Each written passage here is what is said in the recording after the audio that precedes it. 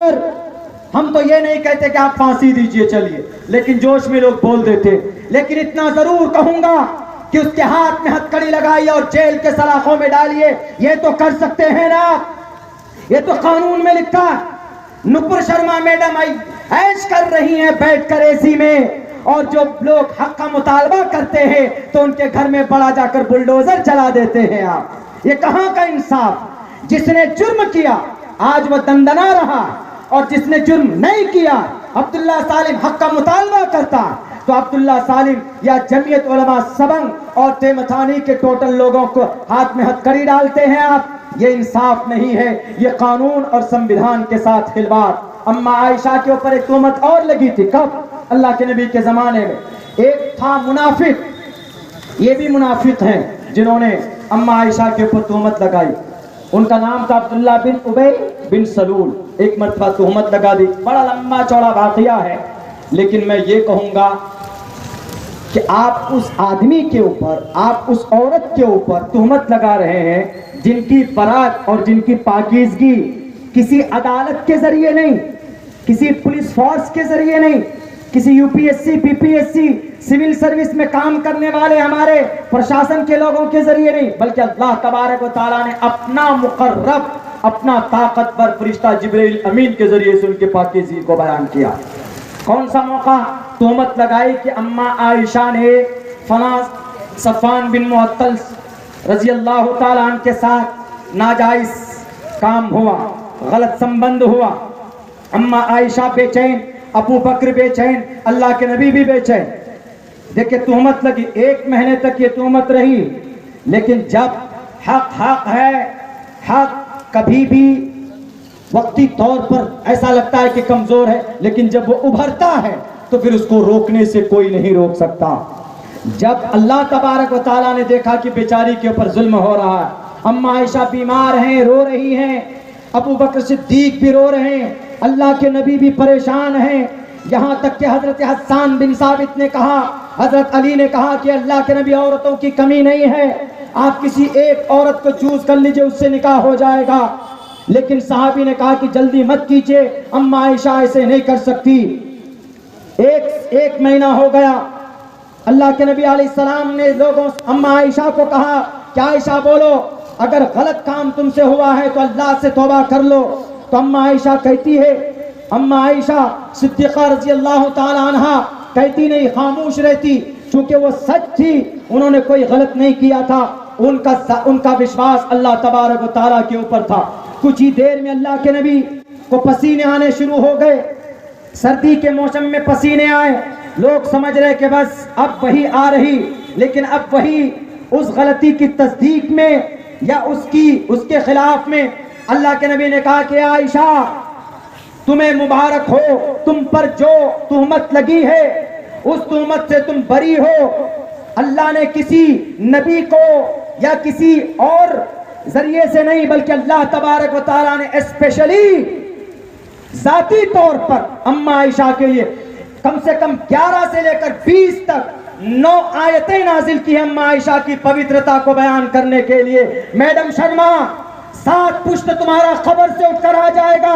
अम्मा आयशा के ऊपर तुहमत नहीं लगा सकते, इसलिए कि अल्लाह आज भी जिंदा है। हमें यकीन है किसी ना किसी को खड़ा करेगा, और इंशाअल्लाह तबारक व तआला अम्मा आयशा की पवित्रता को ऐसे ही बयान करेगा जैसे कि हजरत जिब्राइल को भेज करके कहा कि जिब्राइल जाओ अम्मा आयशा के बारे में कहो कि अम्मा आयशा पाक और पवित्र है।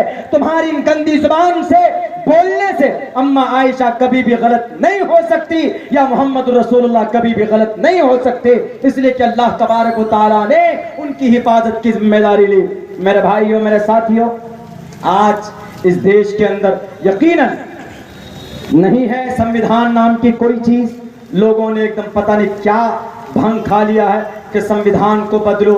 आजकल तो जनाब चीफ जस्टिस खुद ही बने बैठे हैं, जिसको सजा देना है, जिसके घर को तोड़ना है उसके घर को तोड़ देते हैं, या जिसको अंदर करना है अंदर कर देते हैं, जिसके माथे में गोली मारना हो गोली मार देते हैं। संविधान नाम की कोई चीज नहीं रह गई। मैं एक चीज आप लोगों के सामने पेश करना चाहता हूं। अब से पहले भी मैंने अपनी तकरीर में एक बात कही थी, यहाँ पर हुआ था एक प्रोग्राम, वही ज्ञानवापी मस्जिद को लेकर कि उन्होंने औरंगजेब के ऊपर तहमत लगाई थी। औरंगजेब वो था कि जिसने हमारे हिंदू बहनों की इज्जत को बचाने के लिए, उनके रेपिस्ट को सजा देने के लिए वहां के लोकल, बनारस के लोकल राजाओं से मिलकर उस जगह को, उन रेपिस्ट को तख्तेदार पर लटकाया था।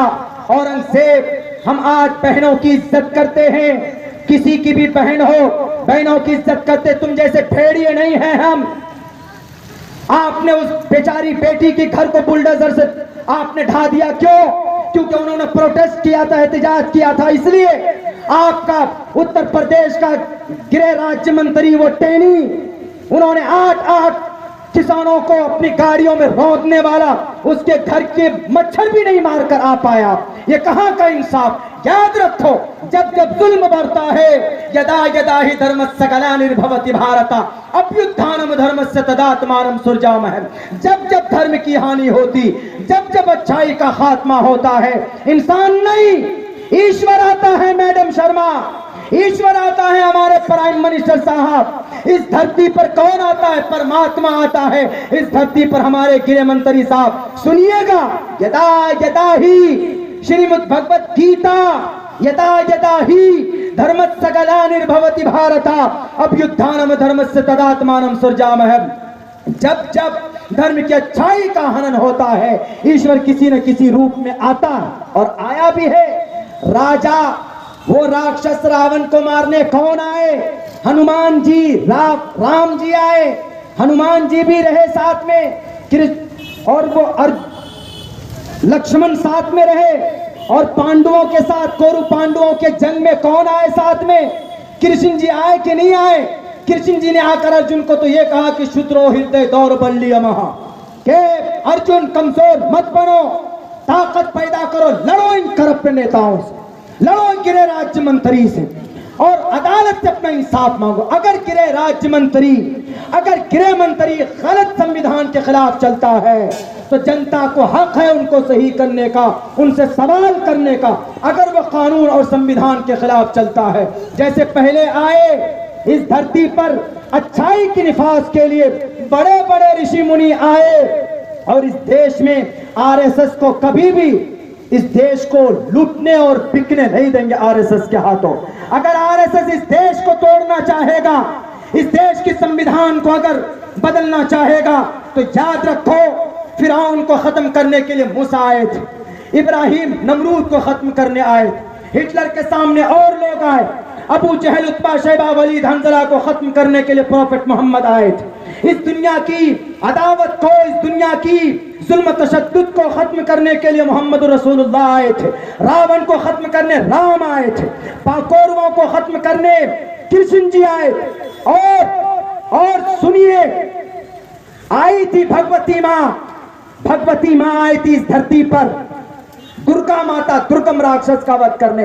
अगर आरएसएस के चुंगल से संविधान को बचाने की जरूरत पड़ी, तो भारत की ये जनता, हिंदू मुसलमान एक होकर एक अवतार लेंगे और दोबारा इस देश में क्रांति लाएंगे, और इन जालिमों को कैफरे किरदार तक पहुंचाएंगे इंशाअल्लाह तबारक।